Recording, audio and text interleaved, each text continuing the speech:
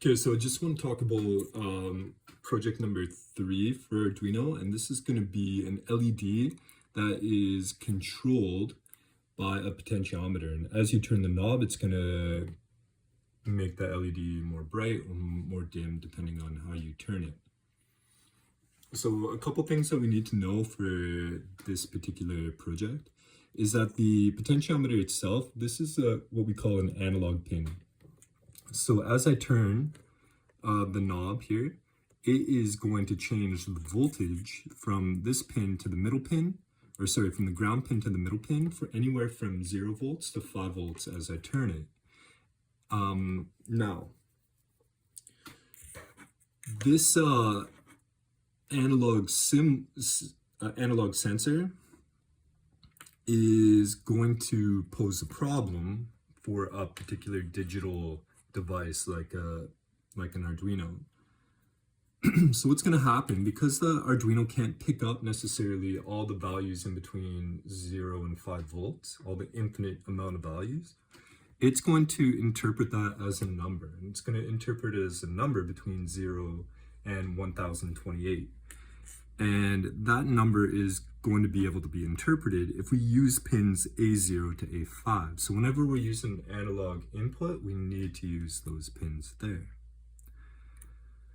So as I turn it, it's changing that 0 to 5 volts to a number between 0 and 1028.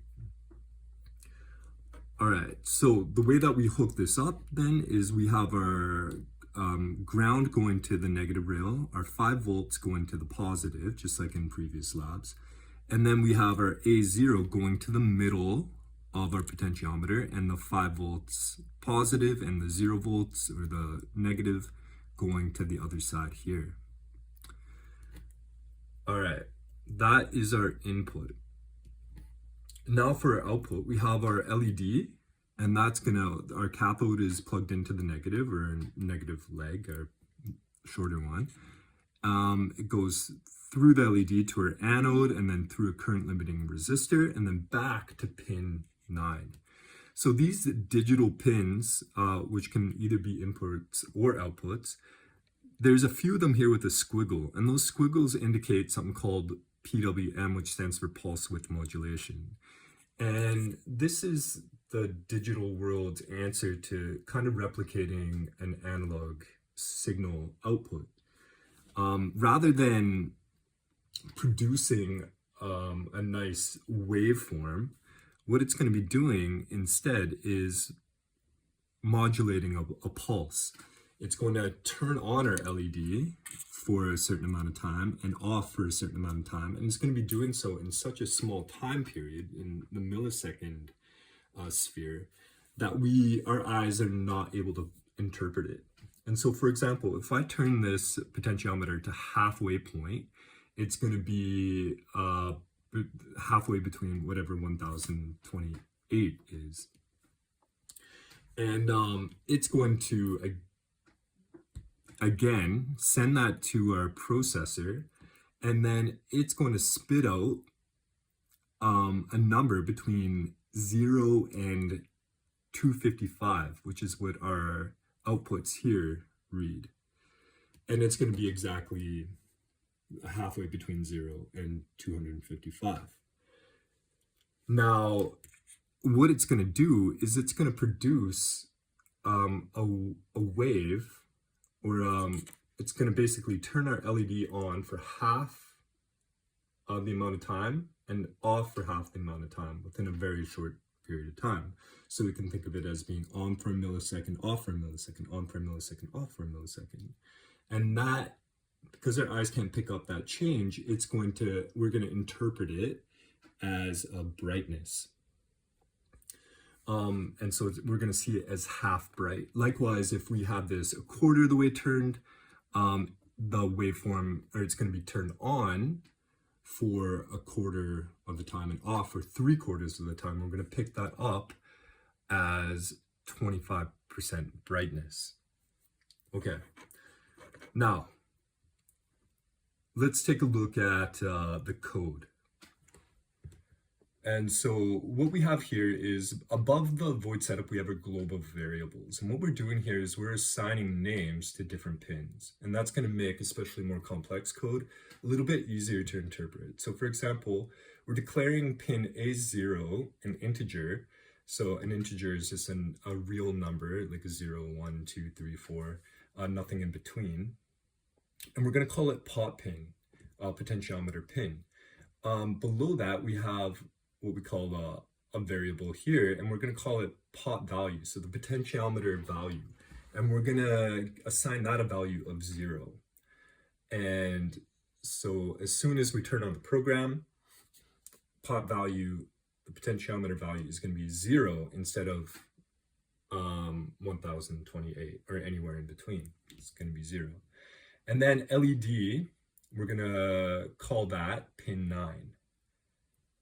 Now we go to our setup, and we need to declare one of these pins over here, 0 to 13. We need to declare it as an input or an output. So we want to declare this as an output. So LED is going to be an output. And now we go to the meat of our code here, and what's going to be read over and over again.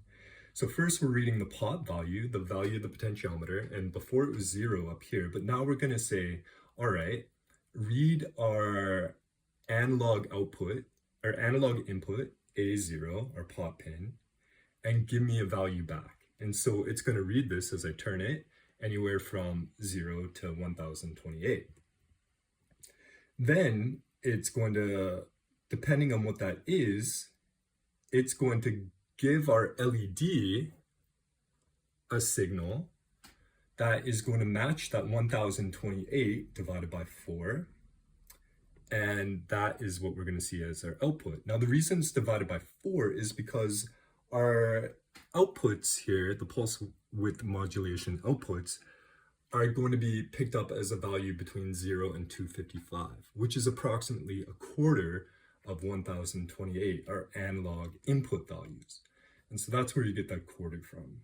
And then you're going to delay for 10 milliseconds, which is just going to help the code run a little more smoothly, and then back up again. And so as I turn it, our code here is going to pick up that,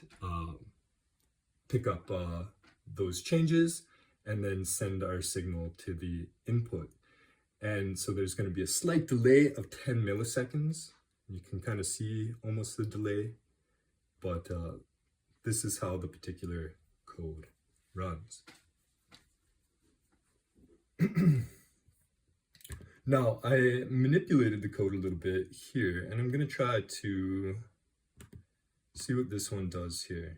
See if it works anyway.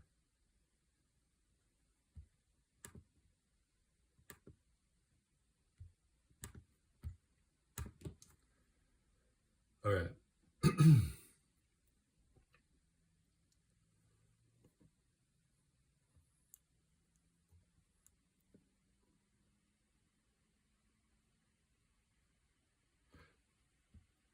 So in this particular code, what I've done is create an if statement,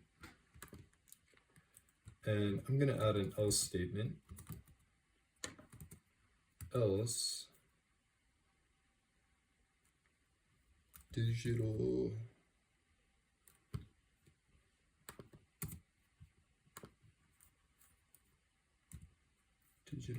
write LED low.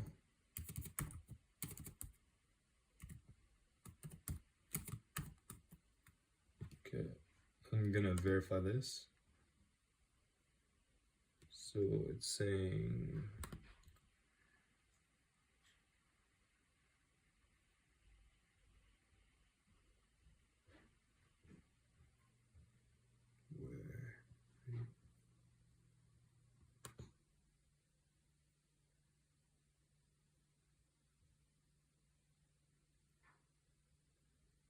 before else.